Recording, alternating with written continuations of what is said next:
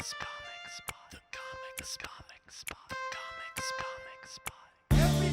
talking at the comic spot. The comic spot. The comic spot. Everybody's talking at the comic spot. The comic spot.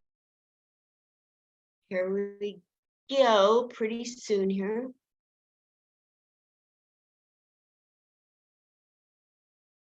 It's just acting slow. Here we go. There. Hi, Facebook people. How are you today? I'm Linda Marcus Smith again here with another episode of Comic Spot. Today, oh my gosh, we have one of the Vegas comedians who I love. You're going to meet her in a minute. But for right now, I just want to thank you again for watching another episode. These episodes, about 1,010 of them, are available on YouTube. Comedian Linda Marcus Smith. Please click subscribe. I have some sponsors. Mostly they like to go nameless, except for one, private donors. And we have the Veterans of Comedy. So I was in the Army, and the Veterans of Comedy is a traveling comedy group who make sure that no lap is left behind for our military and veterans. So they're behind this all the way. And many of my videos go straight to military groups and to veteran organizations. So thank you again so much for your love and support. I love you all. And I know a lot of times when I'm doing these, you're not watching in the moment. I don't even check the chat. It's okay. Come on in, leave a message. We'll get to you later. Any questions, that kind of thing. But I'm kind of a unifocus kind of gal. So this is what you get. We'll get to you after the fact. How's that sound, you guys at home and gals? So now that I got the PSA out of the way, I get to introduce our guest today. We've interviewed before, but both she and I have gotten better at the process. So she requested a re-interview, and I wish all 1,009 or 10 of you would ask me to re-interview, because quite actually, truthfully, so many of these interviews were horrible. And so I'd rather re-interview everybody and make them better quality in a lot of ways. So here we go with the long intro of our esteemed guest today. And I guarantee you're going to love her. Okay, here we go. Donna Joy, born in New Haven, Connecticut. Donna began her showbiz career at the age of 5. Well, it seemed like showbiz, but it was otherwise known as dance recital. Nevertheless, she was off and running the moment the spotlight hit her. That's when she knew she had to be. That's where she knew she had to be. But her options to be a professional dancer on Broadway or Las Vegas were limited because of her height. She was too short to be a showgirl. She was later accepted into a teacher training program at the Worldwide Ballroom Dance School, Arthur Murray's. She became a 4-time award-winning regional instructor, 1972 to 76, and then branched out to develop her own studios, Dance World and the Sunshine Ballroom in San Diego, 1976 to 79. Donna later became the director and general manager of Betty's Dance Scene, a privately owned ballroom dance studio in La Jolla, California, 1979 to 81. She continued her dance studies in jazz at San Diego's renowned Stage 7 and was a featured performer with the group, the Showstoppers, at the Marquis Theater, 1986 to 87. She studied ballet with the San Diego School of Ballet and choreographed the party scene of the Nutcracker at the La Jolla Mandeville Theater, 1989. She continued her studies in acting and TV productions at Grossmont College, 1986 to 88, and was featured in James and the Giant Peach, Rocky Horror Picture Show, and The Rainmaker. She worked in community theater in San Diego, where she produced shows with Heartland Theater, the Lamplighters, and the Coronado Playhouse. She was a special feature performer and choreographer for the original score of Some of the Days, Coronado Playhouse, 1990. She was co-writer and producer of Crimes and Misdemeanors, a premier murder mystery dinner show for San Diego's Killer Dinner Theater, 1991. Donna also produced and hosted a 4-year local cable TV program, Dance with Joy, from 1996 to 2000, which received an Access Award 1998. Donna segued her creative writing talents as an advertising copywriter, earning her BA in Advertising Arts at the Advertising Arts College and graduated valedictorian in 1996. After graduation, she was invited to join the faculty where she continued to teach copywriting, marketing, and public relations for 20 years. She continued her education at that time to include a master's, organizational management, University of Phoenix 2003, and a doctorate in education, Argosy University 2009.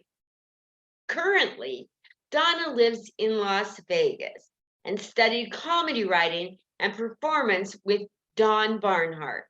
She has performed in local Las Vegas clubs such as Jokesters, Delirious, Bonkers, I Lost My Place, there we go, Rick's Rollin' Barbecue, Charlie's Down Under, Hades Lounge, Wise Guys, Fitzy and Friends, and My Mother's House.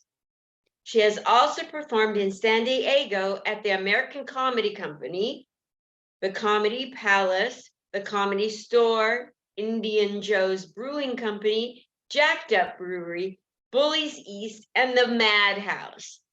The love of performing and bringing laughter and joy to an audience remains in her heart, but she's still too short to be a showgirl. So welcome to this stage on Comic Spot right now, Donna Joy. Well, hello, Linda.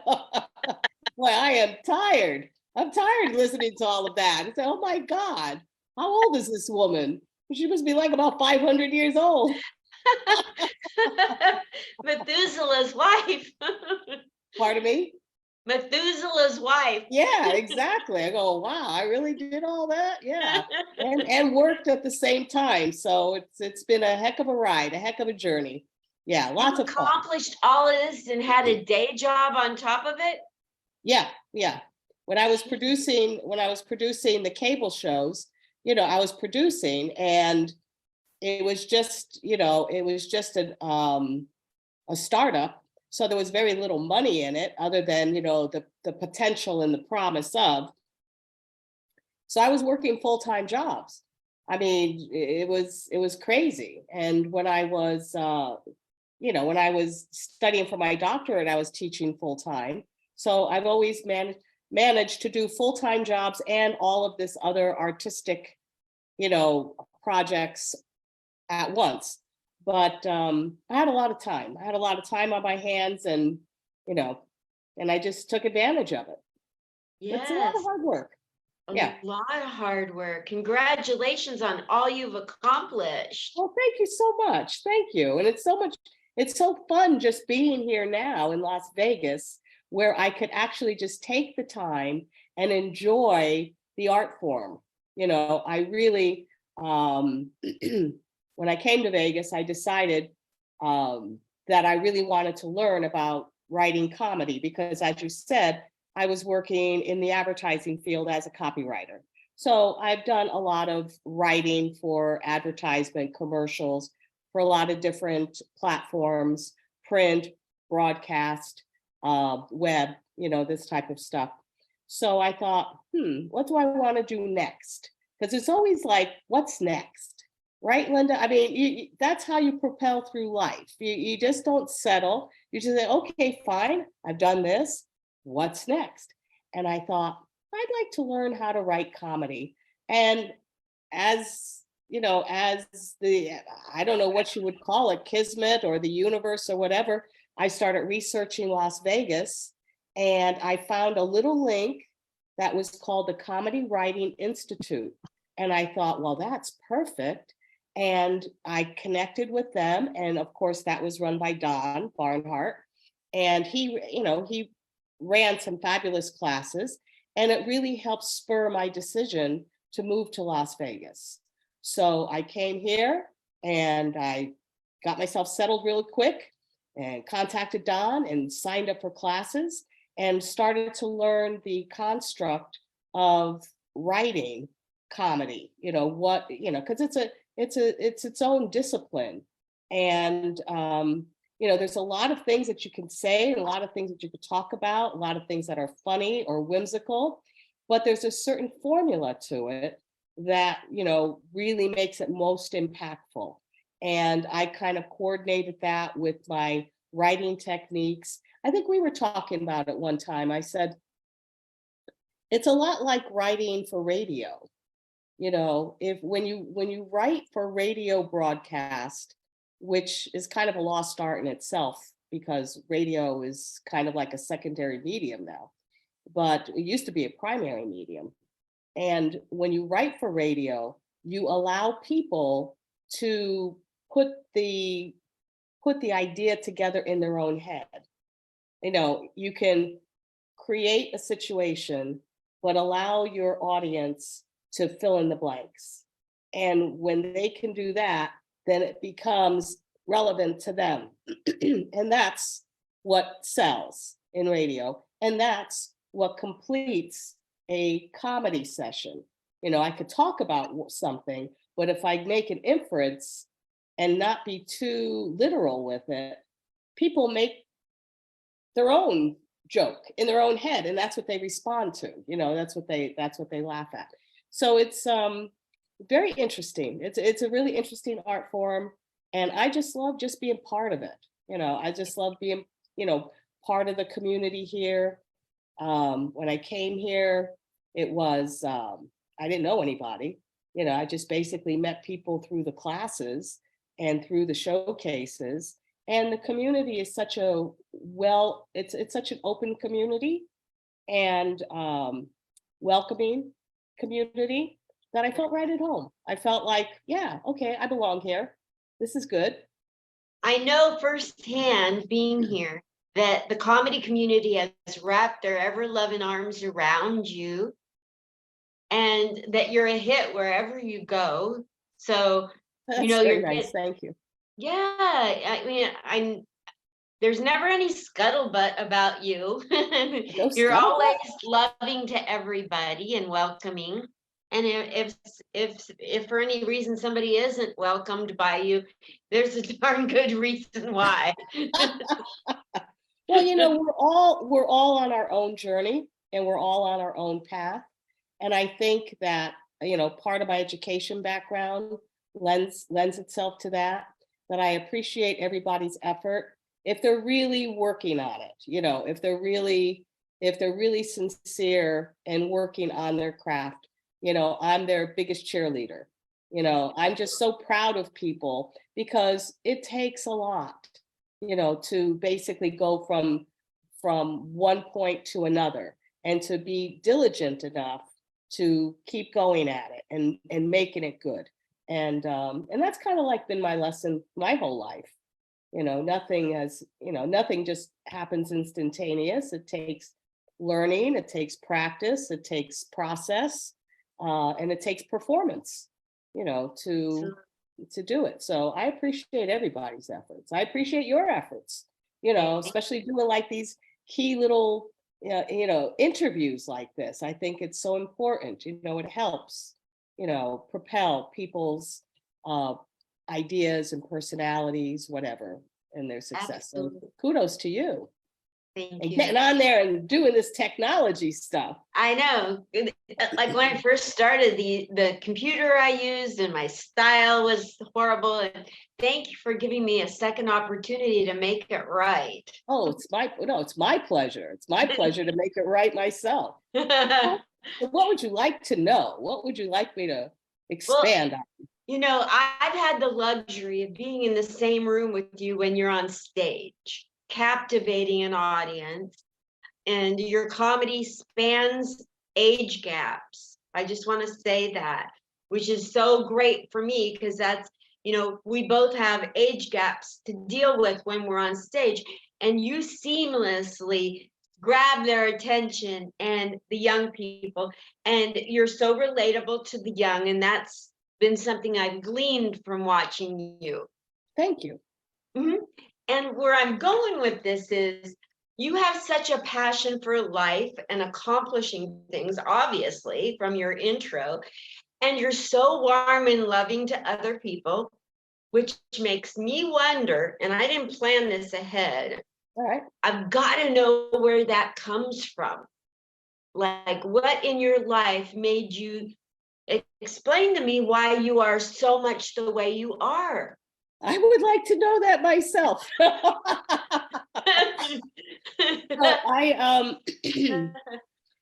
I've often thought about that. I've often thought about my journey. Why did I make certain choices the way I have?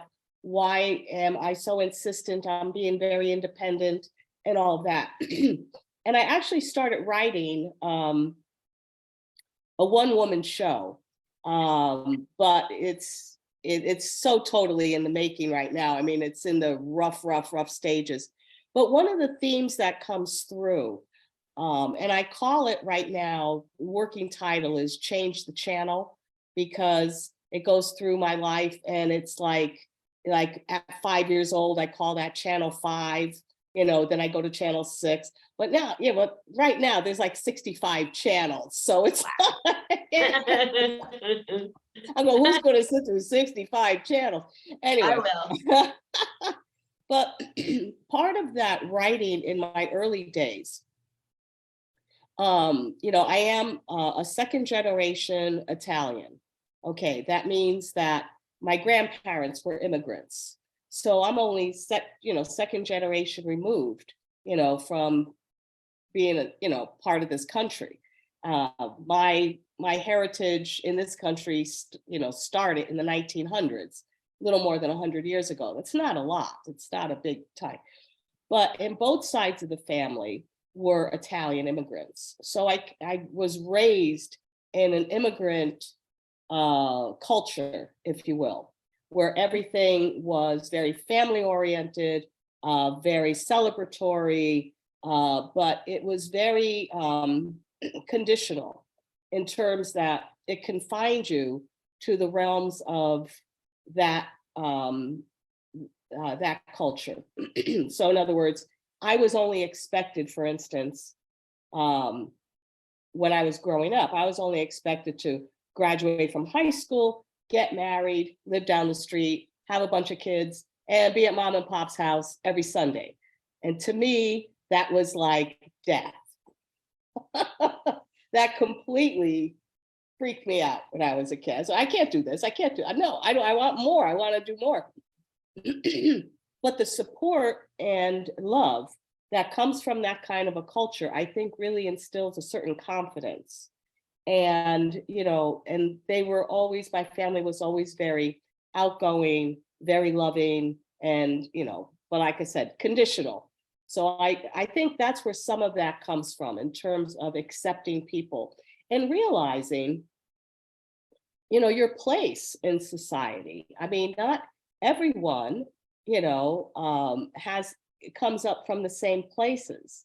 And of course, as you get older, you learn about how different socioeconomic conditions can cause a person to grow one way or another. And to realize that. But underneath it all, we all want the same thing. And there's a certain kind of communal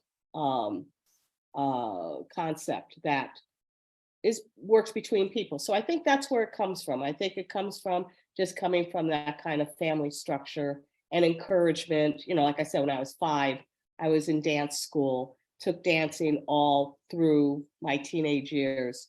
And I always loved being able to kind of emulate, you know, happiness, because that made people happy.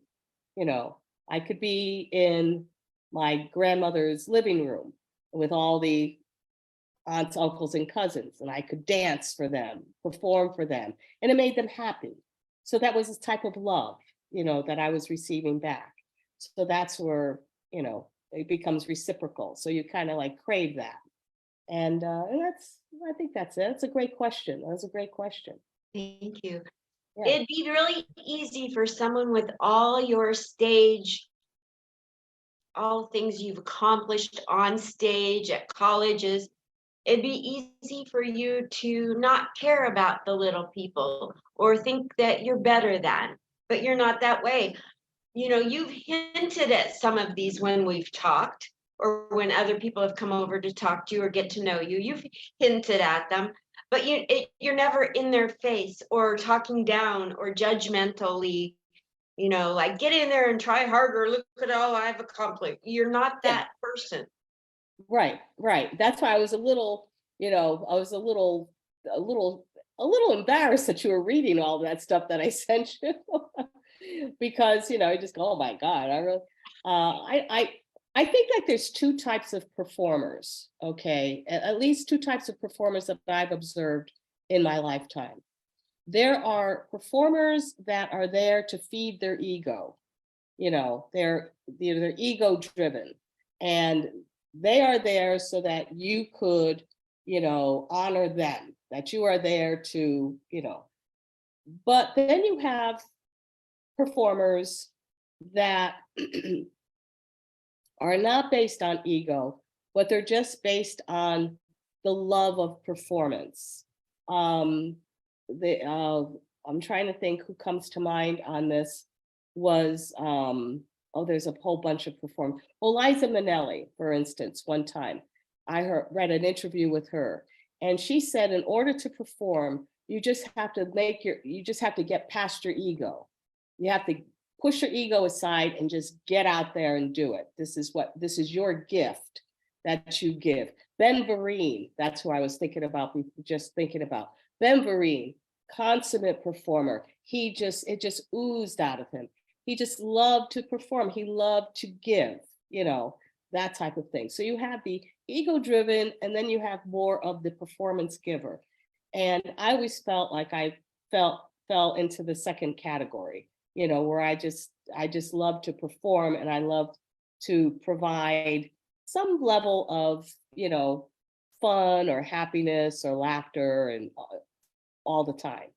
And you find these characters in whatever performance arena you're in, whether you're in the dance arena, whether you're in the comedy arena, whether you're in the acting arena, you'll find those 2 specific types of personalities. And that's about it, you know? So yeah, I think the great performers are love to give. I think great performers are great givers. Wow. Yeah. That's such a great lesson. I hope all of you that are listening to this video are, even after the fact, which most of you are really soaking up that thought, because that's a Yeah. nugget. That's a real nugget.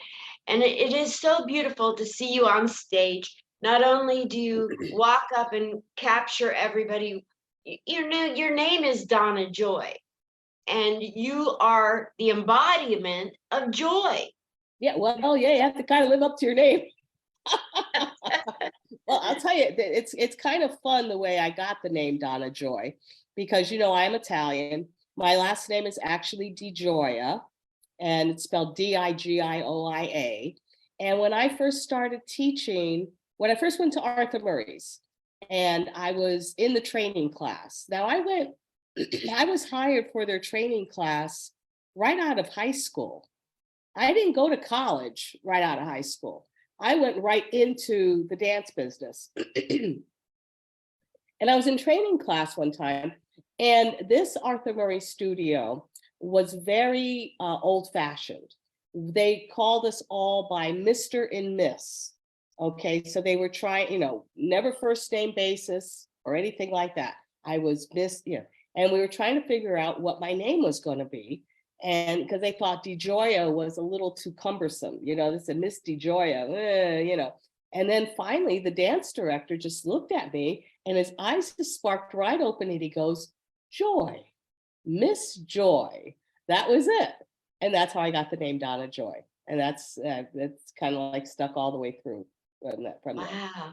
Yeah. Well, let's go back into your childhood growing up in your family. This is where I get excited because like I didn't meet you when you were a child, but had I met you as a child, we'd have probably been very good buddies because we have Probably. similar values.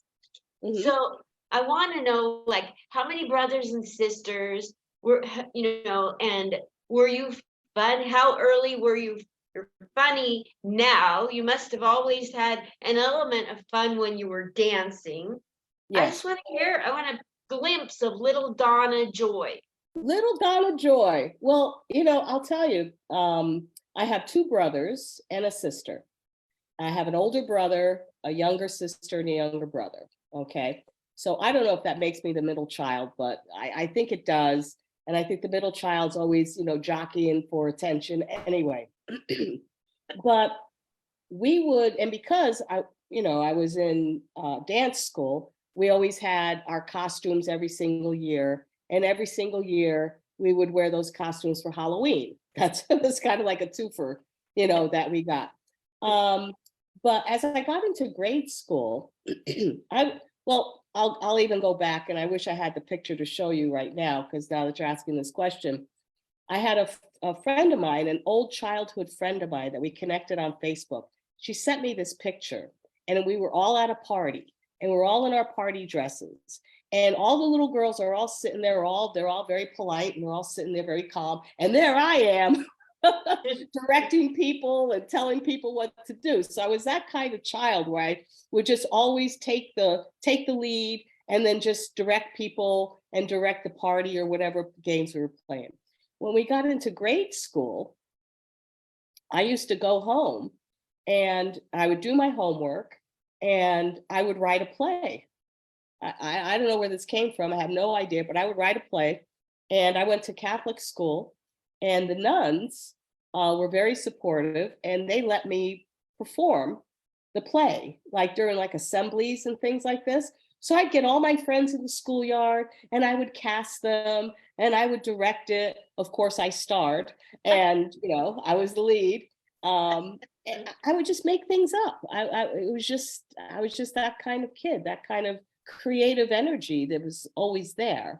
But again, being in the culture that I was in, it was fun for the family to see, but they really couldn't take it seriously. They didn't know that that this is something that I could have actually gone to college for. I was never encouraged to go to college. Like I said, I was just expected to get married and have babies. That was it, And I just always was the kind of kid that followed the beat of my own drum. Growing up in a family and having a lot of ability to write and perform plays brought other people a lot of joy. And as you've grown up, have you had a lot of those people that were in your plays come back and thank you and say, wow, no wonder you've done a lot of live performances. You showed that. Teachers, students, have you had people come back to you? Okay, I'm sorry, what was that question? So Have I had people come back to me? yeah, you put together plays at school and nuns would let you do it at the Catholic school.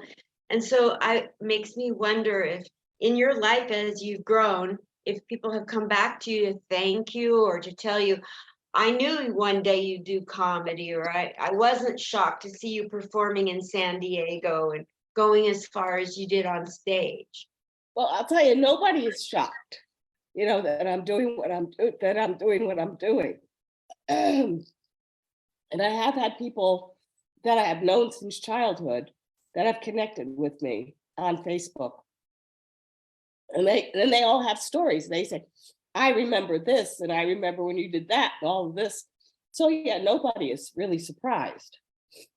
That's nice when people come back later in life to thank you or recognize who you were and how that connects with what you're doing right now. Right. So yeah. So you, after high school, after going through grade school, did you start developing, like a lot of people don't have a real developed sense of humor as they're young? And at what point did funny come out of you? I know acting and plays and writing. When did funny come out of you? Where did that show? Who encouraged it? Well, I guess, during those days, you had a lot of variety shows that were on television. And I used to love watching Carol Burnett, the Carol Burnett Hour. And I used to emulate her. I used to do little skits. I don't know if you remember the washwoman that she used to do the striptease with the washwoman. Yes. Yeah, that became her little iconic little figure. And I would copy that, and I would throw that in because it made people laugh. Another one that I really loved was Lucille Ball. I used to watch Lucille Ball a lot, and how her facial expressions and her, and everything. And I would just kind of incorporate that into my personality. So I guess that's where it comes from. It was those kind of influences. Television. Television had a great impact on our generation. And then Flip Wilson. I don't know if you remember Flip Wilson. We used to do Geraldine. Oh my God. I used to try to copy Geraldine, because I used to think that he was just the funniest. So I always gravitated towards that, along with the dancing and the acting. I just always loved the comedy part of it. So that's where that was developed. Do you remember do you recall, like, the first time you really got huge laughs from other people, and then you said to yourself, someday maybe, or wouldn't I love to be? When I was with Arthur Murray's, when I first started, well, not just first started, but it was all through the ballroom dance scenario. We had dance parties.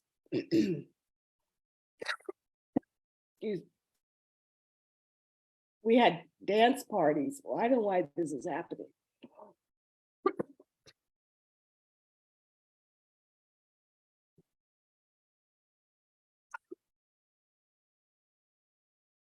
Could I just get a lozenge? Can we just? Yes, absolutely. And if we need to re-record, Donna, we can re-record. Just let me get a lozenge.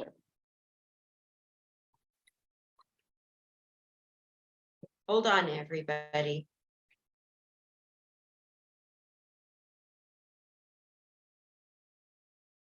One thing we found out through the pandemic, all that really matters is how the other people are doing in your life.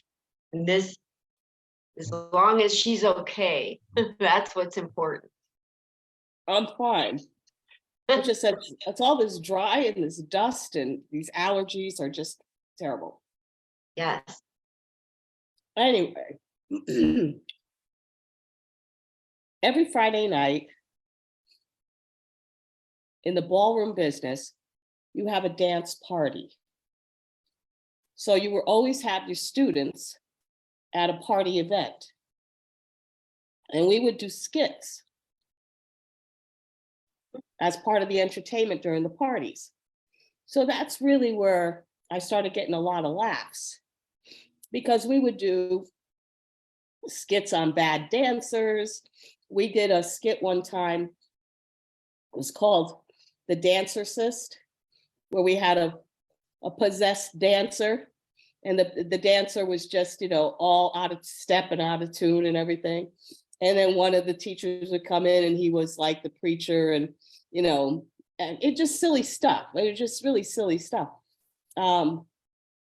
So, I mean, that's where it all kind of began, I guess. where I performed to get laughs.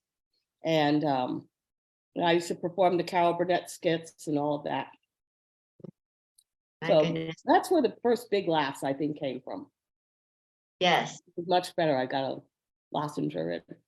Oh, good. I'm so glad. Because you were struggling there for a minute. I was like, oh, maybe we should stop. I know. I was just like, what the heck? Not used to this. No, it's not like you. I started getting growths on my lungs, and the doctor said it's because of the air in Vegas. When there's so much garbage in the air that people are getting growths on their lungs here. Oh my God. Well, I haven't Yeah. gotten that yet, You're but who lucky. knows? Yeah. But no, Anything it can- really has affected me, the dust and whatnot with the allergies. So this is much better. I would like to talk about a topic, and I'm sure it's a common thread in your entire life, knowing who you are in the comedy world here. I'm sure this has been something, it's just who you are. Not only does joy come to mind when I think of you, but also camaraderie. Like, you're not out to be better than anybody. You bring people along with you. So let's open up a discussion about the importance in life and in your career, how being with other people and helping others, how it's benefited you and helped others. Well, It's got to have, just knowing you, it's got to be a big thread in your life. well, first of all, you can't do anything on your own. You can't do anything by yourself. This is not a single sport. Any achievement is usually factored in by the number of people who are working together to help get the project there. You might be the lead on the project, but you are not the project. The project is comprised of all of these. You need, like, for instance, when I was doing my show, I might have been the person in front of the camera. Big deal. I still needed a cameraman.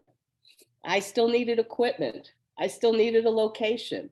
I still needed people that were going to promote the show. I still needed people to come to the show. I mean, it is a collaborative event whenever you put a project together. So whether it's your own little comedy showcase that you're doing, or whether you're doing a major production, it's all collaborative. And I think once you realize that, you realize the value that people bring to the project, and you appreciate it. And that's how people really, they want to be recognized, they want to be appreciated, just as you do, But and if I see that, if I see a possibility of myself being taken advantage of, I won't do it. Or if I see somebody else taking advantage of somebody else, I won't be part of it, because it's just telling me that's not the direction.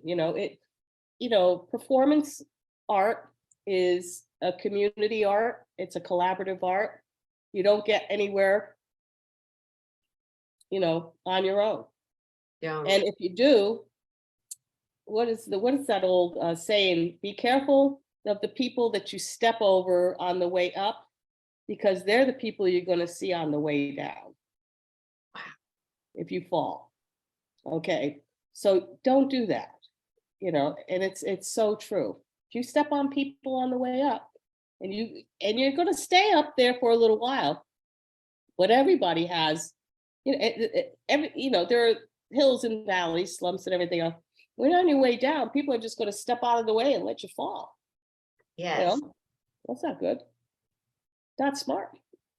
When you started getting into comedy and you took Don Barnhart's courses, did you I feel like I got attracted. My whole life I wanted to do comedy, and when I started doing it, I had no idea how much effort was going to be there until I started doing it. So I'd like you, I see you nodding your head. Can you speak to that in your life? You mean Don's courses or learning how to write comedy? So through Don's courses, you learn the nuts and bolts of comedy writing and performing. Right. And you get a taste of it, but then at some point when you go and do it, you find out, whoa, this is a lot of work, this is a commitment. And I just kind of wanted to know, when you first got attracted to being on stage and went to Don's, I know a lot in your life led you to that, but when you first went on Don's, learned some nuts and bolts, and graduated, and then it hit you at some point, the commitment to keep going. I think that's interesting for people to listen to. Well, first of all, Don Barnhart is a natural educator. And I've always told him that. He is just a natural educator. And I wish that he was still conducting classes because, he's terrific. And I say that being an educator, watching him and how he constructed his classes. And I knew it was going to be work. I think the thing is, when you take something on, you have to humble yourself. You have to take the back seat, okay? I mean, I didn't walk into Don's classes and say, hey, I'm Donna Joy, I'm from San Diego, I got this, I did that, blah, blah, blah. No, I walked in like a blank slate. I put all of my experience, put it in the back. And I said, okay, fine, now I'm here. What am I supposed to learn? So you have to humble yourself and put yourself into perspective and allow the learning to happen. And once I learned it, he was, teaching us how to set up a joke, how to deliver a joke, how to do your little workshops, how to do the showcases and things like this. It was a brand new experience. I experienced it like it was for the first time. And then when I started going out into the clubs, wow, was that, a learning experience. It wasn't like I walked out like, hey, blah, blah, blah. It was like, oh my God, I got to tell my jokes,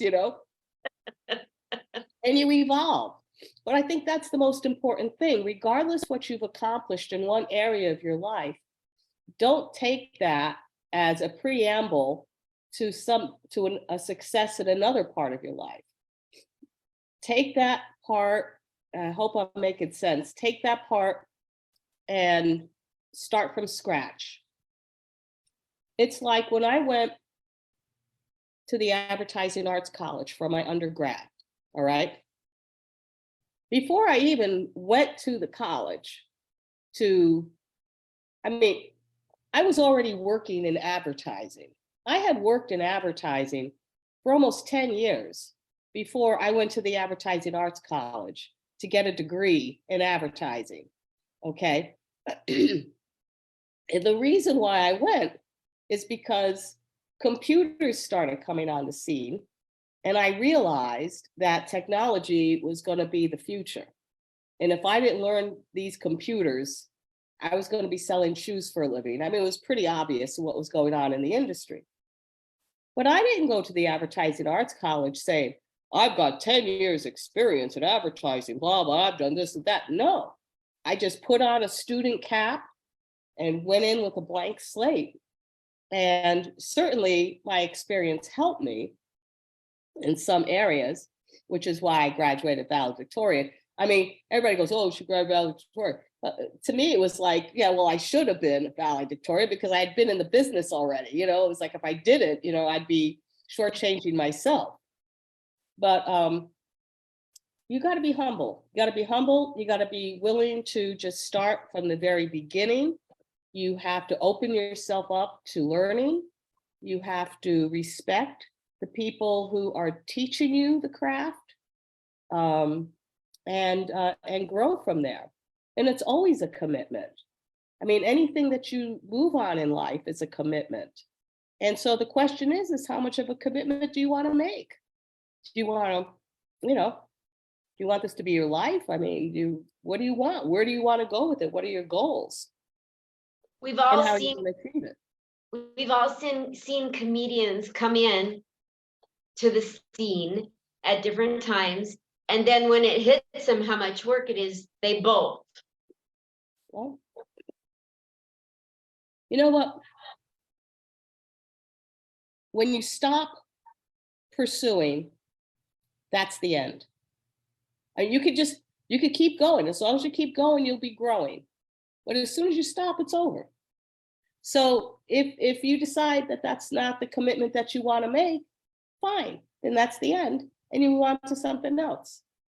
You know, it might not be. It's not for everybody. It's a Yeah. tough business. It's tough. That's the other side of it, is that it's not just the writing, and then there's the performing, and then there's the business of show business. Right, exactly. And you're going to get smacked around, you know, you will get smacked around, but sometimes that's good. You know, sometimes you don't get the things that you want. But if I get a rejection on something, I just go, oh, well, I'm starting to feel more like a pro now. Because pros have to go through all of this, you know, they have to go through all of the auditions and the rejections and all of that. That's what makes them a pro. So if I get rejected for something, all right, fine. Smack the stardust right out of your eyes. Okay, this is reality, baby. Boom. Okay, take it. But then again, it also makes you appreciate the opportunities that you get to. Absolutely. Right. Let's speak to some of those opportunities. Okay. So starting out, you sought out, you weren't handed, you sought out a fabulous teacher of Don Barnhart. So what a great opportunity that was for you to learn the nuts and bolts from a master. Absolutely. Yeah, I was pinching myself. I couldn't believe it. I said, how did I connect with this guy? You know, I mean, this is what I'm saying, what the universe, you know, you could set your sights, you could set your journey, you could set your sights for your journey. And then you have to, you watch what comes along the way. I mean, I didn't do this by a stepping stone process. I just kind of like reached out and just kind of like followed my intuition step by step. And I was happy I did. It will reveal itself to you. You just set the course, and you know, your opportunities will reveal themselves as you go along. Yes. And I was pinching myself. So after Don Barnhart, what are some other opportunities that came your way in comedy? We've got a list of them, but like, I want to hear you pick some of them out of the air and explain how come those are so near and dear to your heart and looked at as great big opportunities. Well, you know, I think basically putting yourself out there establishes an opportunity. Like when I go to San Diego, you know, I have my family's down there, my friends who are my family, you know, down in San Diego, and they're all so supportive. They're all just like, oh my God, they can't get over the fact, like, oh my God, you're doing comedy, this is great, you know, because I've worked with many of these people for many years. So I would seek out little things and invite my friends there, like the American Comedy Company, where they had, you know, a showcase, and I auditioned for the showcase, and then all my friends came to the showcase, and I brought a whole bunch of people. Well, that led me into, you know, references to the Madhouse, for instance. And then I was teaching a class one time, and this was very interesting. It was a couple of years ago. I was doing a summer course for National University on campus. And I'm teaching the students, it's a marketing class. And I didn't know whether I should tell the students or not that I was a stand-up comic. Okay. But I did. All right. I just, one night, you know, it was an evening class, one night. And so I said that. And one of the girls in the class raises her hand. And she said, have you ever done the Comedy Store? I said, oh my God. I said, would I love to do the Comedy Store? I go, that would be a dream come true. Because I think in our last interview, I said, I remember seeing Robin Williams at the Comedy Store when he was a circuit comic. He wasn't even Robin Williams yet. I mean, he was just a circuit comic doing this, and he was just hands down the absolute best performer I have ever seen. And I said, that would be such a full circle moment for me to be able to be on the same stage as Robin Williams. So she says, well, she goes, I know the booker. So in class, during the break, she texts some guy, and then she says, okay, she said, can you do it Wednesday night? And I said, yeah, I could do it Wednesday night. And so I said, yeah, let's do it. So what we did is I gave an extra credit assignment to any of the students who wanted to go to the show. They all came, they did this extra credit assignment, and we all went to the Comedy Store. And that's how I got on the Comedy Store stage. So you just, you never know where opportunity is going to come from. You just kind of like put it out there. And then all of a sudden I'm standing on the Comedy Store stage. And I met, Rick Scott, who's not Rick Scott, Scott Shore, who's Pauly Shore's brother. Yeah, he was there at the Comedy Store, and we made a connection there. So it was like fun. So that type of stuff. So you have to put it out there, and you have to be ready for the opportunity as it comes along. And we had a ball. I'm a very popular professor at National. Wow. And you weren't joking. You're a very popular professor. Yeah. Talk about that. Well,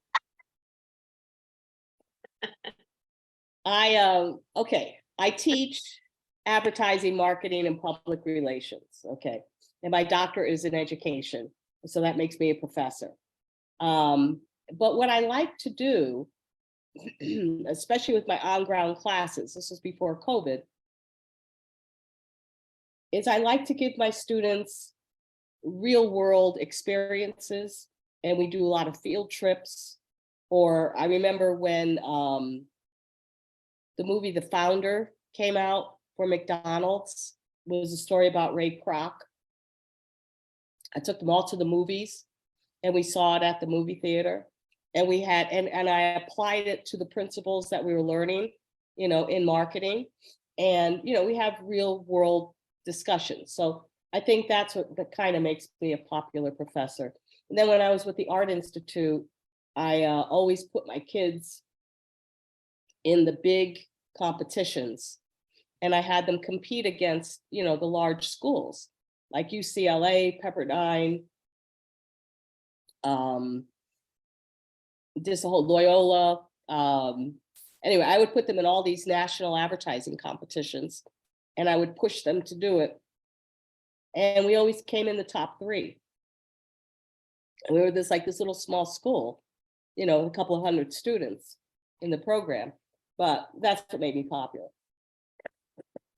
So a lot of these students, do they come back and tell you, thank you, you added so much? Oh my God, yes. And even a lot of times if they're coming through town, if they're coming through Vegas, they all contact me, and they want to come and see a show. And it's a ball. I just had a couple of students contact me just the other day, say they're going to be in town, this month. They want to know where I'm going to be. And yeah, we get together, and it's a great fun. Even down in San Diego, there's a bunch of students down there I keep in touch with. Yeah, it's great. It's they're like my family, and that's what energizes me. It's that kind of positive energy that keeps you going.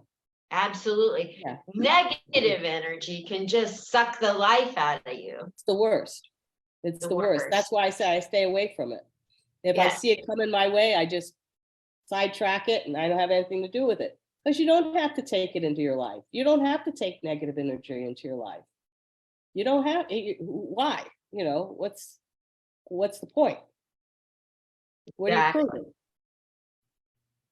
So there's something special you do here in Vegas, and it has to do with an Italian restaurant. And I think it's so special. I want you to cover it yourself.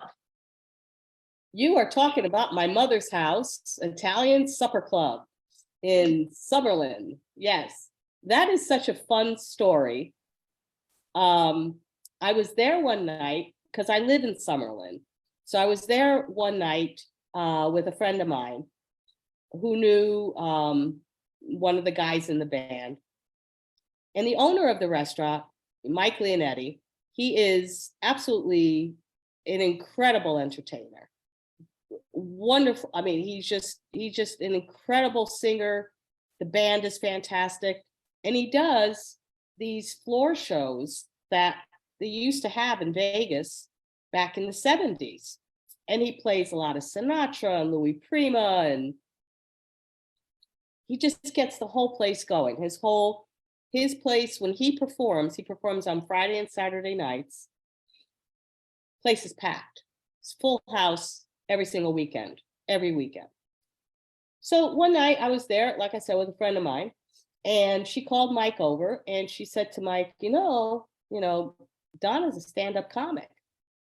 And he goes, she is? And I said, yeah. And he said, yeah. And he said, you want to do a set?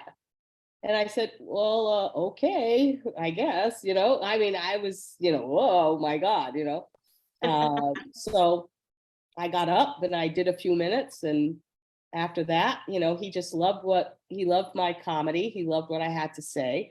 He also liked the fact that I am predominantly a PG level comic, kind of on the clean side because he's got, kids and whatnot. But again, like I said, most of my comedy is more inference and innuendo. So a lot of my stuff will go over kids' heads, but I don't use curse words. I don't swear. I don't use, derogatory terms or anything like that. So I don't think you really need to. But anyway, he loved what I had to say. And he said to me, he goes, anytime you want to come and perform, you can just come in, I'll put you on. Well, that's all he had to say, because I only live 5 minutes away from the restaurant. And I said, okay, you're stuck with me now. So I started showing up every Friday night. And then he finally worked me into the act. He finally worked me into his show. And now he has me on Saturday nights because Saturday nights is more of the adult night, just more adults in it because he doesn't have kids on Friday nights. And it's been like that ever since. And I just love it. And, I just appreciated his support so much. And again, he's an Italian guy. We come from exactly the same culture. He's like second generation Italian, just like me. So we just kind of like resonated, we just kind of like connected. But again, that's happenstance. That's opportunity that I just went out for dinner that night. And my friend just opened the door just a little bit. And then I just walked right through and you just keep working at it. I mean, there are some Saturday nights. I just go, oh, I'm tired. I don't feel like doing it, whatever. I still get myself ready, still put those eyelashes on and get over there and I do a set and, no matter what, because that's the commitment that you make when you do live theater. You have to be there and you're reliable. And that's another thing that's very important. You can't make little aches or pains, and believe me, being in the dance business, you learned a lot about that. You got out there and you performed, so it's all part of the training. And besides, one of the things that I would really like to do, and if there's any agents out there, I am looking to, I'd really like to take my act on cruise ships. That's really kind of what my goal is. I'd like to be a cruise ship comic, just go on cruises, travel around, do some entertaining, have some fun, and do that as it's part of my retirement plan. So you would be perfect in that environment. Yeah.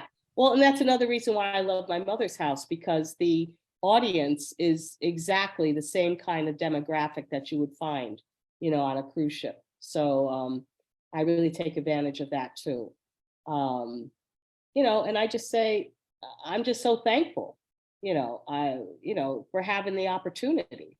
And I express that, to Mike, and I just let him know, I mean, people don't have to do that. They Yes. don't have to, give you a platform to work. And he does. So I'm totally grateful to him for that.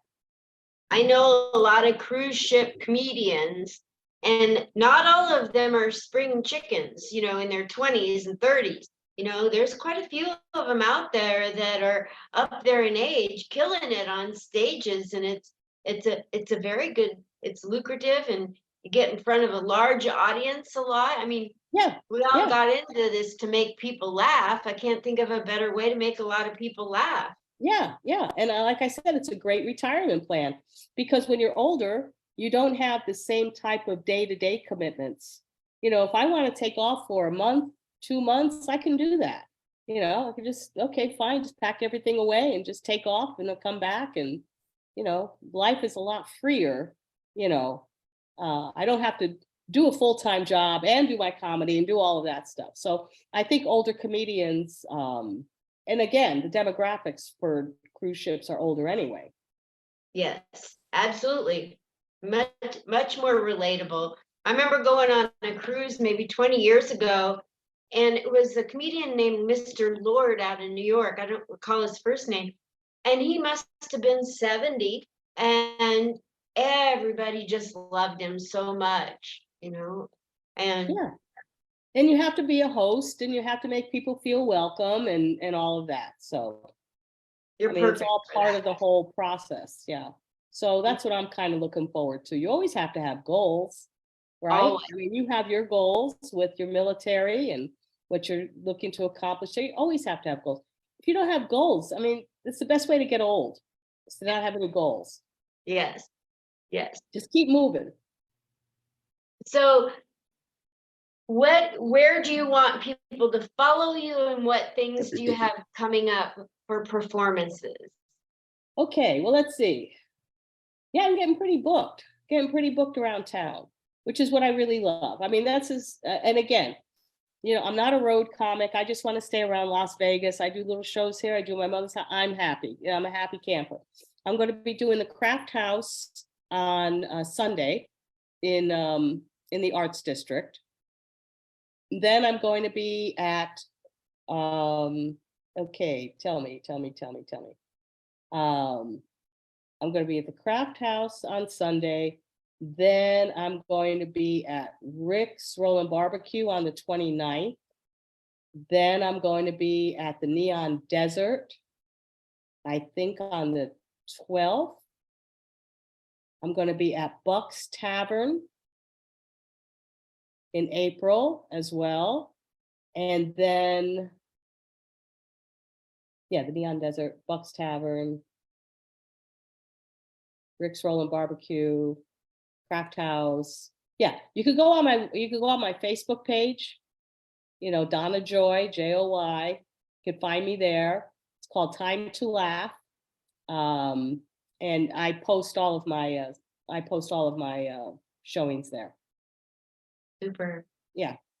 And What every Saturday night at my mother's house, but you have to make reservations. and what's it cost? What is it like? In order, it's an expectation of buying dinner and a drink or two? Well, it's a supper club. Okay, so basically, you make your reservations like at 6:00, and he has like a pre-show, and it's dinner. But your dinner costs vary. I mean, there is so much food. I was there with some friends the last weekend, and we ordered one of their platters. It was called an Aunt Carmela, and it was $58. Okay. And we had food to take home. There was so much food for 3 people. So 3 people, $58. That's like nothing. It's like $20 a person, plus you have a glass of wine or you can get a bottle of wine and all that. So, it's not outrageously expensive. And they have other types of dishes and things like that too. But most of the stuff is done family style. And the cool thing about it is that it's your table for the night. So you get there at 6 o'clock, it's your table for the night. So the pre-show is at 6, then he takes a break, then he goes into his lounge show. That's the part that I'm part of at about 7:30. And the whole thing is over by 9 o'clock. So you're from 6 to 9, and you have entertainment, and you've got great food, and it's just a hell of a time. I mean, the place is packed all the time. Birthday parties, anniversaries. I mean, they just love it. They just love it. So how And big is the I think, place? pardon me? How many people usually are in there when it's packed? There's usually about 100. They seat about 100 people. Yeah, yeah. Yeah, and sometimes it's just wall to wall. You can't. It's fantastic, and everybody has a good time. I mean, he just knows how to get everybody up and charged and laughing and just yeah. You have to see it. You have to I experience. have to come there. I Yeah, have to plan on coming there. Come up with like I said, a group of people. You order family style. It doesn't have to be that expensive. It's yours. Table for the night, and that's it. It's a all nice done Italian style. Yeah, a nice Italian experience.